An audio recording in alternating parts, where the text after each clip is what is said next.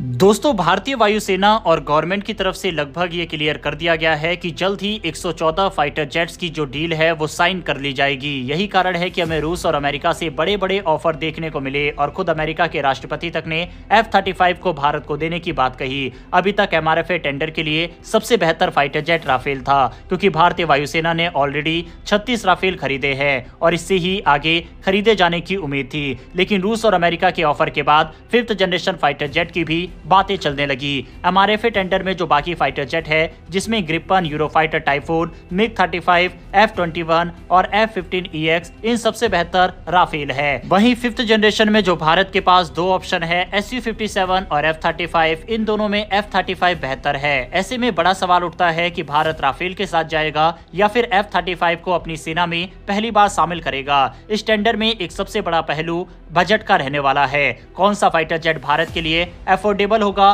Performance के साथ ये भी एक बड़ा फैक्टर होगा। तो आज की इस वीडियो में दोनों फाइटर जेट की प्राइस, परफॉर्मेंस और लॉन्ग टर्म में होने वाला खर्च, साथ ही कौन सा बेहतर भारतीय परिस्थितियों में होने वाला है, इन सब के बारे में डिटेल में बात करेंगे। तो चलिए शुरू करते हैं इस वीडियो को। और हाँ, अगर आप चैनल पर पहली बार आए हैं तो नीचे दिए गए सब्सक्राइब बटन को प्रेस कर बेल आइकन को जरूर दबा लें, जिससे हमारी डेली ऐसी वीडियो आप तक सबसे पहले पहुंच सके। तो चलिए शुरू करते हैं इस वीडियो को। F-35 लाइटनिंग II ये 5वीं पीढ़ी का स्टेल्थ फाइटर जेट है। इसे अमेरिका की लॉकहीड मार्टिन कंपनी बनाती है। इसमें स्टेल्थ तकनीक, एडवांस रडार, सुपर क्रूज और मल्टी रोल क्षमताएं हैं। भारतीय वायुसेना के लिए इसका F-35A वर्जन सबसे उपयुक्त रहेगा, क्योंकि यह लैंड बेस्ड ऑपरेशन के लिए बनाया गया है। राफेल F-4 की बात करें तो ये 4.5 जनरेशन का advance multi role fighter jet है। इसे फ्रांस की डसोल्ट एविएशन कंपनी बनाती है।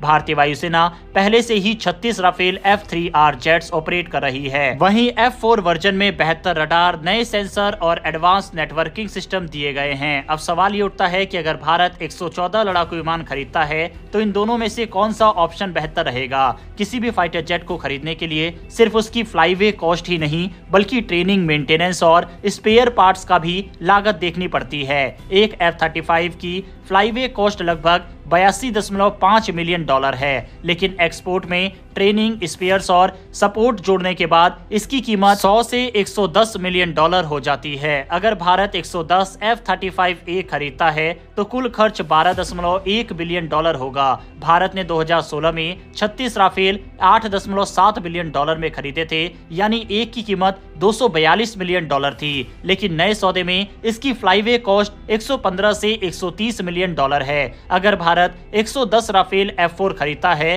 तो कुल खर्च 14.3 बिलियन डॉलर होगा। अगर खरीदने की लागत देखें तो F-35A 12.1 बिलियन सस्ता है और राफेल 14.3 बिलियन के साथ महंगा है। लेकिन अब इसमें आता है सबसे बड़ा ट्विस्ट, क्योंकि अब हम देखेंगे कि दोनों विमानों को 40 साल तक उड़ाया जाता है तो कितना खर्च आएगा। F-35A की 40 साल की लागत देखें तो operating cost 33 billion dollar, maintenance cost 21.45 billion dollar, upgrade और स्पेयर पार्ट्स 13.61 बिलियन डॉलर। इस हिसाब से कुल खर्च 80.16 बिलियन डॉलर आएगा। वहीं राफेल F-4 की 40 साल की लागत देखें तो operating cost 18.15 billion dollar, maintenance cost 9.98 billion dollar, upgrade और स्पेयर 6.28 बिलियन डॉलर, कुल खर्च 48.71 बिलियन डॉलर आएगा। खरीदने में F-35A सस्ता पड़ा, लेकिन 40 साल की लागत में ये 64.6% ज्यादा महंगा है। यानी राफेल F-4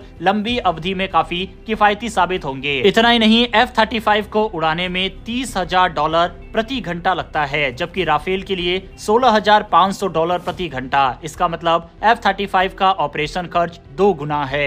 F-35 का मेंटेनेंस महंगा इसलिए है क्योंकि इसकी स्टेल्थ कोटिंग, सेंसर और सॉफ्टवेयर अपग्रेड बहुत खर्चीले होते हैं। राफेल का मेंटेनेंस कम है क्योंकि इसमें स्टेल्थ नहीं है और टेक्नोलॉजी बिल्कुल सिंपल है। अब सवाल यह है कि भारत को लॉन्ग टर्म में कौन सा फाइटर जेट लेना चाहिए। अगर भारत को सिर्फ एडवांस टेक्नोलॉजी चाहिए तो F-35 बेहतर रहेगा, क्योंकि ये 5वीं पीढ़ी का स्टेल्थ फाइटर जेट है। अगर भारत को कम खर्च में ताकतवर फाइटर जेट चाहिए तो राफेल F-4 सही रहेगा, क्योंकि इसकी कुल लागत कम है और ये पहले से भारतीय वायुसेना में ऑपरेट हो रहा है। इसके अलावा भारत अपने एमका और तेजस मार्क II जैसे फाइटर जेट प्रोजेक्ट पर काम कर रहा है। F-35 खरीदने से भारत को खुद के प्रोजेक्ट में दिक्कत आ सकती है, क्योंकि अमेरिका इसकी टेक्नोलॉजी शेयर नहीं करता।